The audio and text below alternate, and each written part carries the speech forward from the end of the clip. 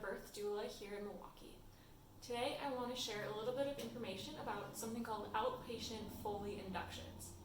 So I heard about this a couple months ago when I was listening to an episode of the VBAC Link where they were talking about inductions for VBAC, and they mentioned this as an option for people that need to be induced, not for urgent medical reasons, but for more routine inductions. And apparently there are, doctors up in Appleton who are doing this, according to some doulas there. But I wasn't aware of anyone that was doing this practice here. So I was really intrigued by this option. I started asking around to other birth workers if they'd heard of anything like this, and no one really had. So I was really curious about it, so I kind of thought, when I have a chance, I have a client being induced, I'll tell them, to ask about this option. And then maybe if enough people start asking for it, doctors will start looking into it and consider providing it. Fast forward a couple months, things started to get really crazy with COVID-19 going on for people giving birth. This is a really scary time, a lot of unknowns. Hospital policies are changing every single day. They're changing who's allowed to be attending births with people, which doctors are attending births when. There's a lot of controversy among OBs about whether we should be inducing everyone at 39 weeks or if we should be avoiding inductions as much as possible. But because things are so up in the air for people giving birth right now, I think a lot of people are considering if they should just get induced, get it over with, so that they can go home and they don't have to worry about what the situation in the hospital is going to be like next week. So I had an opportunity to advise one of my clients to ask about this option. I said, I really don't know if this is complete long shot, if they are going to think you're totally crazy for asking this. But there's no harm in asking, and it's one option that you have, so go ahead and ask.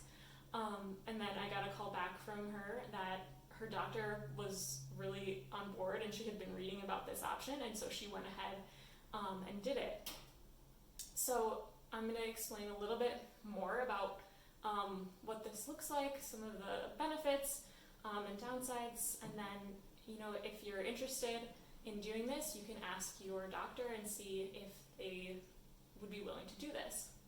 So before we get started on what an outpatient Foley induction is, I need to explain what Foley is. So a Foley bulb or a Foley catheter, or it's also sometimes called a Cook's catheter, is a catheter that is run into the cervix and then filled with sterile water.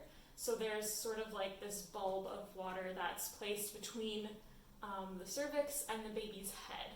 And this manually dilates the cervix to about 4 or 5 centimeters. It's very commonly used in hospital inductions along with cervical ripeners like Cytotec and Cervidil, and then Pitocin as well. So typically, although the Foley can get you to be 4 or 5 centimeters, you're not really in labor, and you tend to stay at that dilation for a long time before things progress any further. So usually in the hospital, once they get you to 4 or 5 with the Foley, they take it out and then they start Pitocin. They start increasing it until they get to that contraction pattern. But it's pretty normal to stay at that dilation for a long time before you fully dilate and are ready to give birth. So alternatively, what some people have been looking into is an outpatient Foley induction. So rather than sitting in the hospital for 12 hours while you have the Foley bulb in and not much is happening, some care providers are willing to insert the Foley bulb either in the hospital or at their office, and then send you home. So you can just, maybe sleep overnight in your own home or continue going about your day at home while the Foley bulb is doing its job. And then after it falls out, you can go back to the hospital for the rest of your induction. So you would have Pitocin at that point. I was able to find one study that was looking at this option. It compared outpatient Foley inductions, so just the Foley, to inpatient prostaglandin inductions. So this would have been, rather than a Foley in the hospital, they were just using prostaglandin, so that's a cytotec. They found overall that the results were pretty similar. The benefit of the outpatient induction was that they spent about 12 less hours in the hospital, but the downside was that they were less likely to give birth within 12 hours of being in the hospital, and they were more likely to need Pitocin. So this study, they had people, go home for presumably about 12 hours with the Foley in, and then come back right away and start the rest of the induction in the hospital. They came in at 7 a.m. in the morning and then just proceeded as normal. Alternatively, there's another option, which I've talked to some people, and it sounds like it's not common, but some out-of-hospital midwives are looking into this option, where they would have people go into the labor and delivery and get the Foley placed there, and then be monitored while they have the Foley in.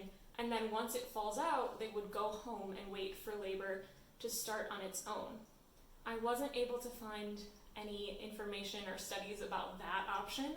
I would be really curious to know, what percentage of people who have that and then just go home would actually start labor on their own within, maybe 24 to 48 hours. I couldn't find any information about that, but theoretically, you would be able to have an induction with just a Foley if given enough time, because the way that labor works is there's this sort of positive feedback loop. So the more that the cervix dilates, the more contact the baby's head makes with the cervix, and then that sends a message to the brain that says, hey, produce more Pitocin, and then your brain produces more Pitocin, that dilates the cervix more, that allows baby's head to put more pressure on the cervix, and that sends another message back to the brain to produce more oxytocin, and so on. So theoretically, if you can dilate the cervix manually to 4 or 5 centimeters with just the Foley bulb, it won't necessarily start labor right away. That's usually why they start Pitocin right away after the Foley bulb comes out. But it's possible that given enough time, if you give the mom a day or two to let baby's head lower down and start to put some pressure on that cervix and get something going, it's possible that labor will start on its own with just the Foley. So I hope that's helpful.